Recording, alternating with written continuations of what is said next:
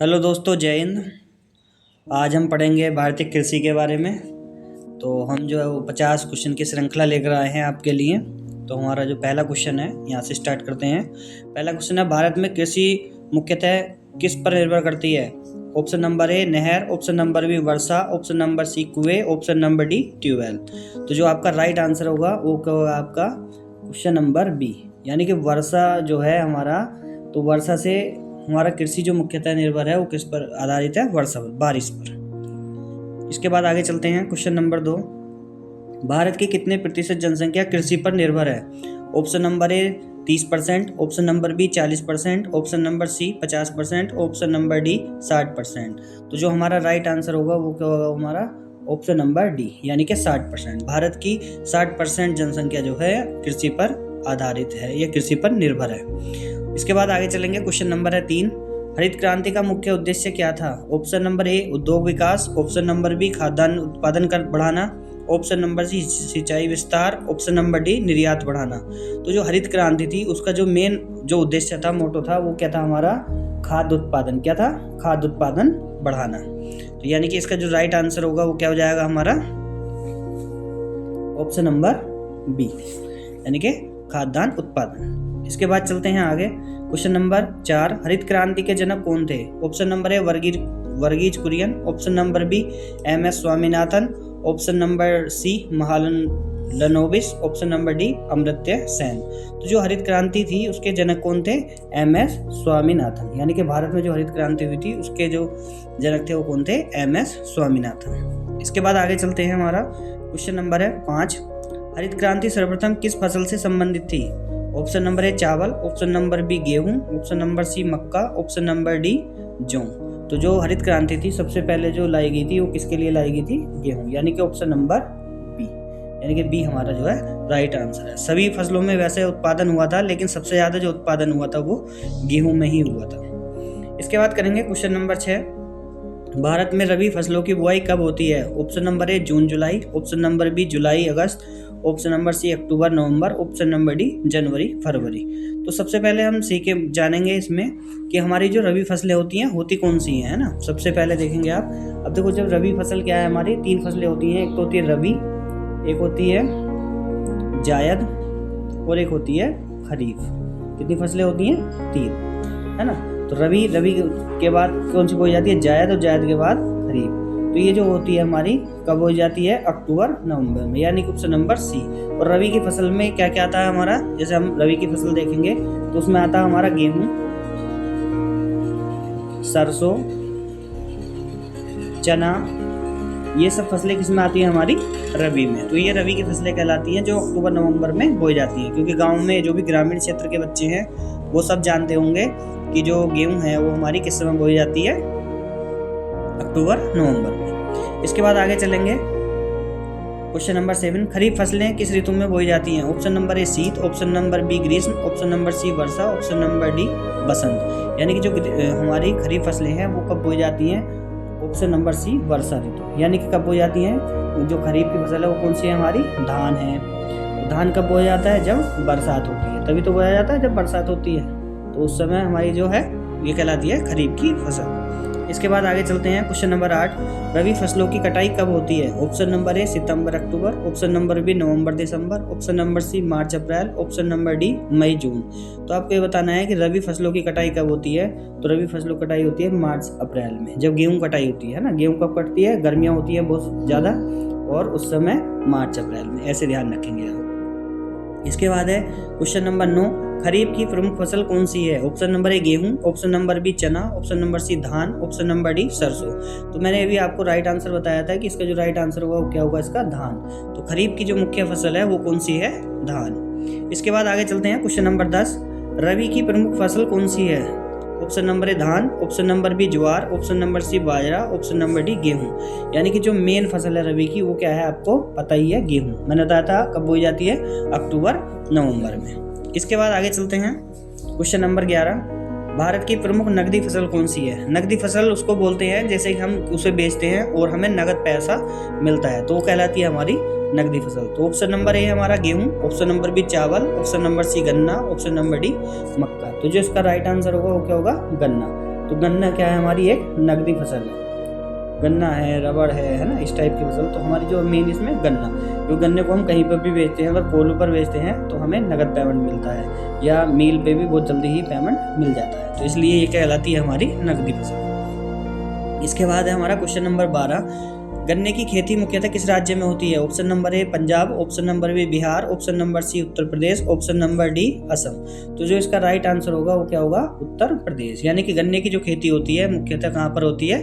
उत्तर प्रदेश में। इसके बाद चलेंगे क्वेश्चन नंबर 13, भारत में सर्वाधिक चावल उत्पादन किस राज्य में होता है? Option number A Uttar Pradesh, option number B Paschim Bengal, option number C Punjab, option number D Bihar. तो जो सबसे ज्यादा चावल होता है वो कहाँ पर होता है? हमारा पश्चिम बंगाल में। यानी कि option number B is the right answer. अगर पर हेक्टेयर के हिसाब से आपसे पूछे तो वो कहाँ पर होता है? पंजाब में। लेकिन आपसे ये पूछा है कि सबसे ज्यादा कहाँ पर होता है, तो आप क्या बताएंगे? चावल सबसे ज्यादा होता है पश्चिम बंगाल में। इसके बाद क्वेश्चन नंबर 14, गेहूं उत्पादन में भारत का स्थान विश्व में कौन सा है? ऑप्शन नंबर ए पहला, ऑप्शन नंबर बी दूसरा, ऑप्शन नंबर सी तीसरा, ऑप्शन नंबर डी चौथा। तो जो इसका राइट आंसर होगा वो क्या होगा? आपका दूसरा। यानी कि पहला स्थान किसका है? चाइना का या चीन का, ठीक है। और दूसरा किसका है? हमारे प्यारे भारत का। तो ये आप ध्यान रखेंगे कि सबसे ज्यादा जो गेहूं उत्पादन होता है दूसरे नंबर पर, वो कहाँ होता है? हमारे भारत में। इसके बाद चलते हैं क्वेश्चन नंबर 15, भारत की सबसे बड़ी खाद्य फसल कौन सी है? यानी कि आपको बताना है कि सबसे बड़ी खाद्य फसल क्या है। ऑप्शन नंबर ए गेहूं, ऑप्शन नंबर बी मक्का, ऑप्शन नंबर सी ज्वार, ऑप्शन नंबर डी चावल। तो सबसे ज्यादा जो हमारी खाद्य फसल है उसका राइट आंसर है हमारा चावल, क्योंकि चावल हमारे सभी जगह बोया जाता है, उत्तर से लेकर दक्षिण तक सभी जगह चावल बोया जाता है। यानी कि दक्षिण के भी जितने भी राज्य हैं हमारे, तो दक्षिण वाले उनमें भी क्या चलता है?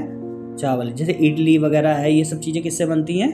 तो ये सब इडली डोसा चावल से ही। तो सबसे ज़्यादा जो है खाद्य फसल क्या है? हमारी चावल। फिर इसके बाद है हमारा, तो इसका जो राइट आंसर हो जाएगा वो क्या होगा? हमारा ऑप्शन नंबर डी, है ना, चावल। इसके बाद आगे चलते हैं क्वेश्चन नंबर 16, भारत में दलहन उत्पादन में अग्रणी राज्य कौन सा है? दलहन उत्पादन में option number A Uttar Pradesh, option number B Madhya Pradesh, option number C Rajasthan, option number D Maharashtra. तो आपको बताना है कि जो दलहन उत्पादन है किसमें सबसे ज्यादा होता है? तो वो होता है हमारा मध्य प्रदेश में। ध्यान रखेंगे आप, दलहन कहाँ पर होता है? दलहन जैसे दाल को क्या बोलते हैं हम? दलहन बोलते हैं, आपको ध्यान रखना है। इसके बाद आपका क्वेश्चन नंबर 17, तिलहन उत्पादन में भारत का विश्व में कौन सा स्थान है? ऑप्शन नंबर ए पहला, ऑप्शन नंबर बी दूसरा, ऑप्शन नंबर सी तीसरा, ऑप्शन नंबर डी चौथा। तो जो इसका राइट आंसर होगा वो क्या होगा? आपका दूसरा। यानी कि तिलहन उत्पादन में भारत का कौन सा स्थान है? दूसरा। ज्यादातर आप याद रखेंगे जो ऑप्शन है, तो ज्यादातर दूसरा ही स्थान है हमारे भारत का। सबसे पहले स्थान पर ज्यादातर चाइना है। इसके बाद है क्वेश्चन नंबर 18, भारत में चाय की खेती मुख्यतः कहाँ होती है? यानी कि चाय की खेती कहाँ होती है मुख्यतः? ऑप्शन नंबर ए बिहार में, ऑप्शन नंबर बी उत्तर प्रदेश में, ऑप्शन नंबर सी असम में, ऑप्शन नंबर डी गुजरात में। ज़्यादातर इसका आंसर सभी जानते होंगे कि चाय कहाँ पर होती है? असम में। यानी कि जो पहाड़ी इलाके होते हैं वहाँ पर होती है, और असम में सबसे ज़्यादा होती है। यानी कि असम की जो मिट्टी है वो, जो वहाँ की जलवायु है वो किसके अनुकूल है? चाय के अनुकूल है। इसके बाद आगे चलते हैं क्वेश्चन नंबर हमारा 19, कॉफ़ी की खेती भारत में मुख्यतः कहाँ होती है? कॉफ़ी जैसे चाय होती है ऐसी कॉफ़ी होती है, शादी वगैरह में चलती है, आप जानते ही होंगे। तो पूछता है मुख्यतः कहाँ पर होती है? Option number A Kerala, option number B Tamil Nadu, option number C Karnataka, option number D Andhra Pradesh. तो जो इसकी कॉफ़ी की फसल कहाँ पर होती है? कर्नाटक में। मुख्यतः कहाँ पर होती है? कर्नाटक में। इसका C option is the right answer. इसके बाद चलते हैं आगे क्वेश्चन नंबर 20, कपास किस प्रकार की फसल है? ऑप्शन नंबर ए खाद, ऑप्शन नंबर बी तिलहन, ऑप्शन नंबर सी रेशा, ऑप्शन नंबर डी दलहन। तो जो हमारी कपास है वो किस प्रकार की है? रेशा। कपास यानी कि जो हमारी रुई वगैरह बनती है वो किससे बनती है? कपास से, है ना। तो रुई कहाँ पर यूज होती है?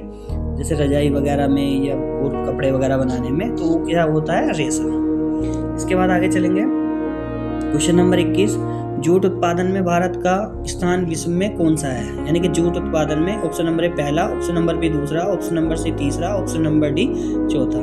तो इसका जो राइट आंसर होगा वो क्या होगा? आपका दूसरा। ज़्यादातर मैंने बताया था जब भी स्थान आए तो ज़्यादातर मोस्टली दूसरा स्थान ही ज़्यादा है भारत का, इसलिए थोड़ा रिवीजन करते चलेंगे। कहीं तुक्का मारना पड़े तो आप उसको दूसरे को ही लगाएंगे।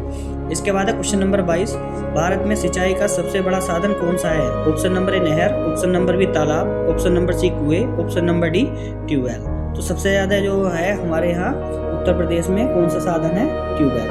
मतलब उत्तर प्रदेश में भी और हमारे भारत में भी कौन सा है सबसे ज़्यादा? ट्यूबवेल, क्योंकि सभी के यहाँ पर अब ट्यूबवेल है, समरसेबल लग चुके हैं जिससे कि सिंचाई की जाती है। इसके बाद चलेंगे आगे। क्वेश्चन नंबर है हमारा 23, प्रधानमंत्री फसल बीमा योजना कब शुरू की गई थी? Option number A 2014, option number B 2015, option number C 2016, option number D 2017। तो इसका जो राइट आंसर होगा वो क्या होगा आपका?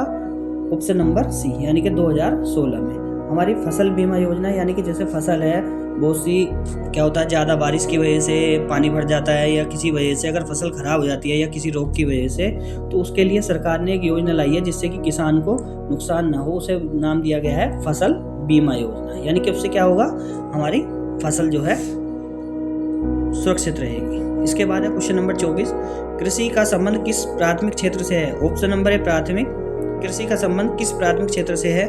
ऑप्शन नंबर ए प्राथमिक, ऑप्शन नंबर बी द्वितीयक, ऑप्शन नंबर सी तृतीयक, ऑप्शन नंबर डी चतुर्थक। तो आपको ये बताना है कि इसका संबंध किससे है। तो इसका संबंध है ऑप्शन नंबर ए, यानी कि प्राथमिक। कृषि किससे संबंधित है? प्राथमिक से।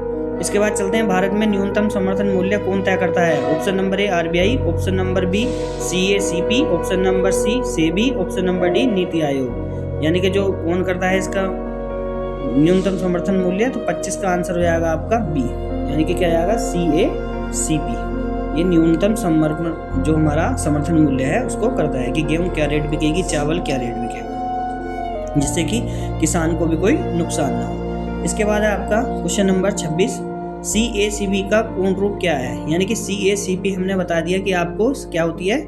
CACP जो न्यूनतम समर्थन मूल्य को लागू करती है, लेकिन इसका फुल फॉर्म क्या है आपको वो भी पता होना चाहिए। तो option number A commission of agriculture cost and price, option number B council for agriculture control policy, option C committee for agriculture crop prices, option number D commission for agriculture and price. तो जो इसका right answer होगा आपका होगा commission for agricultural cost and prices. तो आप ध्यान रखेंगे CACP की full form commission for agricultural cost and prices. इसके बाद चलते हैं आगे क्वेश्चन नंबर 27, जैविक खाद में किसका उपयोग नहीं किया जाता?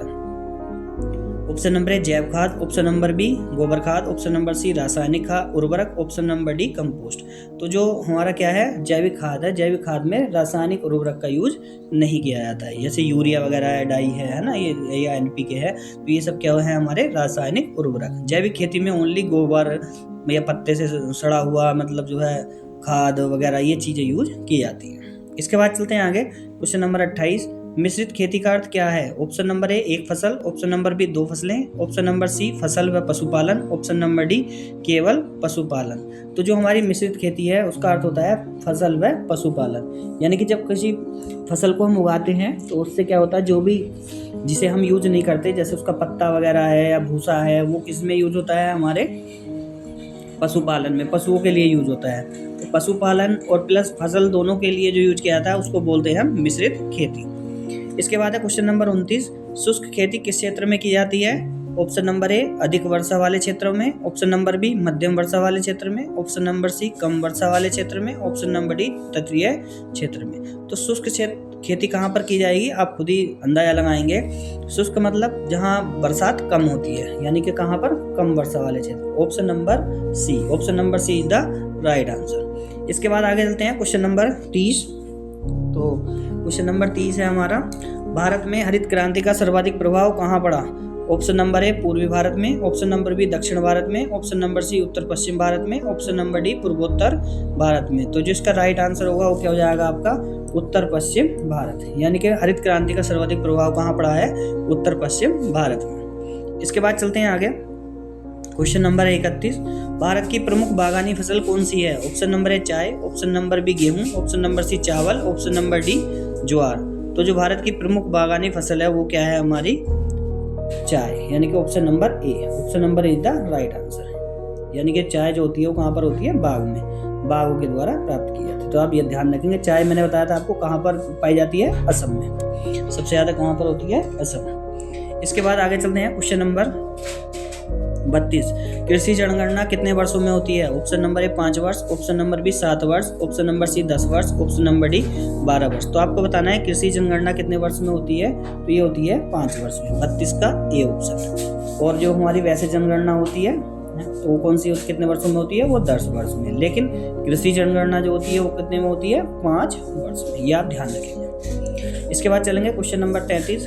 कृषि में यंत्रीकरण का मुख्य लाभ क्या है? ऑप्शन नंबर ए लागत बढ़ाना, ऑप्शन नंबर बी उत्पादन घटाना, ऑप्शन नंबर सी समय व श्रम की बचत, ऑप्शन नंबर डी बेरोजगारी। यानी कृषि में जो यंत्रीकरण है उसका मुख्य लाभ क्या होता है, तो इसको देखेंगे आप खुद ही समझेंगे कि श्रम व समय की बचत, यानी कि ऑप्शन नंबर सी। भाई यंत्रीकरण होगा, ट्रैक्टर है या फिर और भी जितने साधन है, जल्दी जल्दी अगर क्या करेंगे वो हमारा समय बचाएंगे और श्रम भी बचाएंगे, हमें मेहनत ज़्यादा नहीं करनी पड़ेगी। पहले बैल वगैरह से करते थे तो उसमें टाइम लगता था और श्रम भी काफ़ी करना पड़ता था और समय भी काफ़ी होता था। तो यंत्रीकरण ने क्या किया है, हमारे समय व श्रम दोनों की बचत की है। इसके बाद चलेंगे आगे। क्वेश्चन नंबर है हमारा 34। भारत में सबसे अधिक उर्वरक कौन सा प्रयोग होता है? Option number A potash, option number A phosphate, option number B potash, option number C nitrogen, option number D calcium.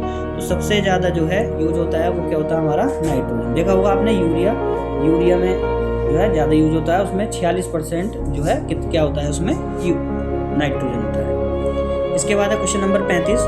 मृदा संरक्षण का उद्देश्य क्या है? ऑप्शन नंबर ए मृदा क्षरण बढ़ाना, ऑप्शन नंबर बी उपज घटाना, ऑप्शन नंबर सी उर्वरता बनाए रखना, ऑप्शन नंबर डी भूमि बंजर बनाना।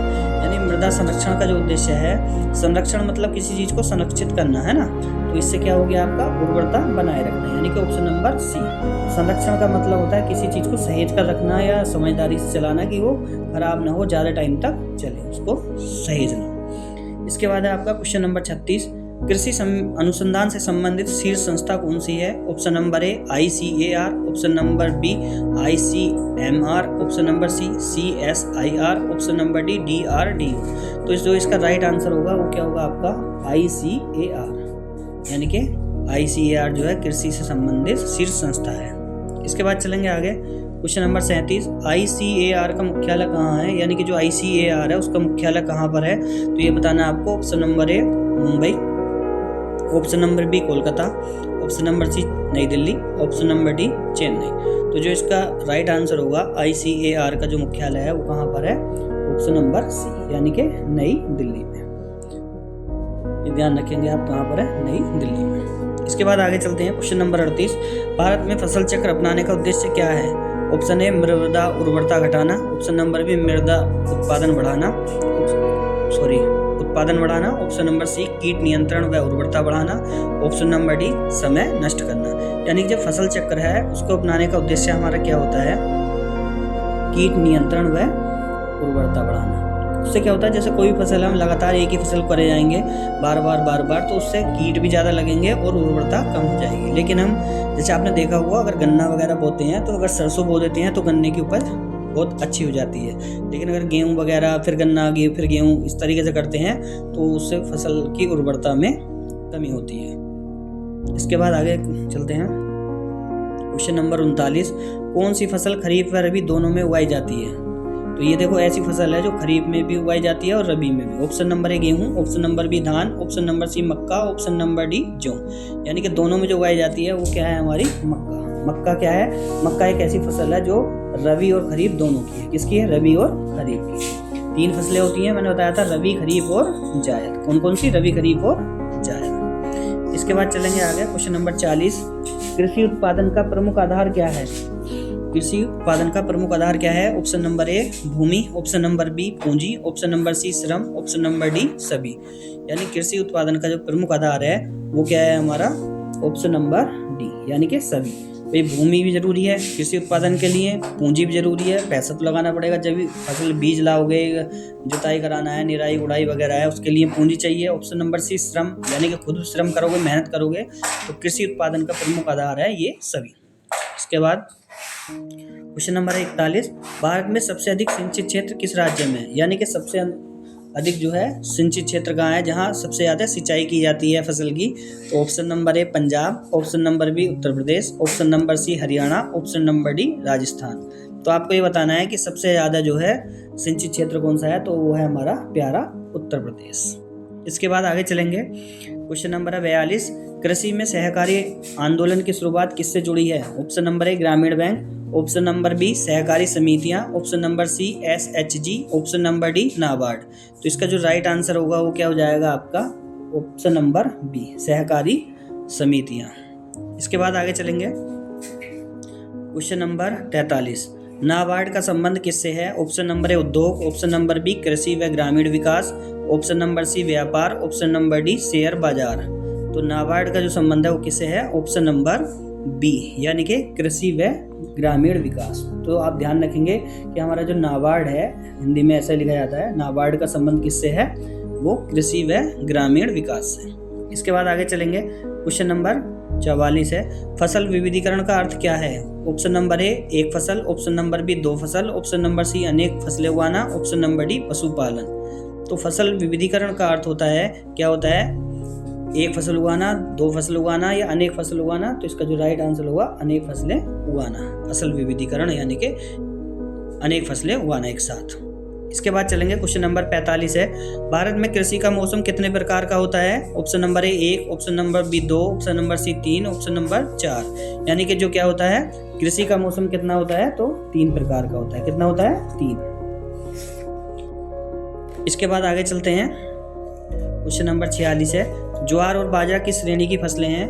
ऑप्शन नंबर ए दलहन, ऑप्शन नंबर बी तिलहन, ऑप्शन नंबर सी मोटे अनाज, ऑप्शन नंबर डी नकदी। तो जो लोग ग्रामीण क्षेत्र से जुड़े हुए हैं उन्हें पता होगा कि ज्वार और बाजरा किस में आते हैं? मोटे अनाज में। ज्वार और बाजरा किस में? अनाज में, मोटा अनाज बोला जाता है ना। फसलों के जो हमारे पशु वगैरह हैं उनके लिए ये इसकी फसलें यूज की जाती हैं। इसके बाद आगे चलेंगे हम क्वेश्चन नंबर 47, प्रधानमंत्री कृषि योजना का उद्देश्य क्या है? ऑप्शन नंबर ए बिजली, ऑप्शन नंबर बी सड़क, ऑप्शन नंबर सी हर खेत को पानी, ऑप्शन नंबर डी उद्योग। तो जो क्या है हमारा हर खेत को पानी, यानी कि प्रधानमंत्री कृषि योजना का प्रमुख उद्देश्य है हर खेत को पानी। इसके बाद आगे चलते हैं क्वेश्चन नंबर 48, भारत में सबसे अधिक कपास उत्पादन किस राज्य में होता है? Option number A Punjab, option number B Gujarat, option number C Maharashtra, option number D Rajasthan. तो सबसे अधिक कपास उत्पादन कहाँ पर होता है? महाराष्ट्र में। कहाँ पर होता है? नहीं सॉरी, गुजरात में। कहाँ पर होता है? गुजरात में। तो सबसे अधिक कपास उत्पादन होता है हमारा जो होता है कहाँ पर? गुजरात। और गुजरात के बाद कहाँ पर होता है? महाराष्ट्र। ऐसे ध्यान रखेंगे आप, है ना। इसके बाद आगे चलते हैं क्वेश्चन नंबर 49 है हमारा, कृषि विपणन का मुख्य उद्देश्य क्या है? ऑप्शन नंबर ए उत्पादन घटाना, ऑप्शन नंबर बी उचित मूल्य दिलाना, ऑप्शन नंबर सी कर बढ़ाना, ऑप्शन नंबर डी आयात। तो जो विपणन है उसका मेन उद्देश्य क्या होता है हमारा? उचित मूल्य दिलाना। कृषि विपणन का मुख्य कार्य है कि हमें जो है कितना उचित मूल्य दिलाना, कि हमारी जो लागत है, जितनी भी लागत आई है उस सबको टोटल जोड़कर, कि जिससे कि हमें कुछ बचत हो, ऐसा मूल्य हमें मिले। इसके बाद हमारा लास्ट क्वेश्चन है क्वेश्चन नंबर 50, भारतीय कृषि की प्रमुख समस्या क्या है? ऑप्शन नंबर ए भूमि कमी, ऑप्शन नंबर बी मानसून पर निर्भरता, ऑप्शन नंबर सी श्रमिकों की कमी, ऑप्शन नंबर डी मशीनों की अधिकता। तो जो इसका राइट आंसर होगा वो क्या हो जाएगा? ऑप्शन नंबर बी मानसून पर निर्भरता। क्योंकि आपने देखा है जो हमारा अभी सबसे पहले क्वेश्चन आया था कि जो भारतीय कृषि है वो किस पर आधारित है? वो वर्षा पर, यानी कि मानसून पर। तो मानसून पर आधारित है, इसीलिए क्या है हमारे पास मेन कृषि की समस्या है। यानी कि अगर हमारे पास सिंचाई के साधन होंगे तो हम बहुत अच्छे तरीके से जो है फसल उगा सकते हैं। इन्हीं शब्दों के साथ आपको ये वीडियो कैसी लगी? धन्यवाद।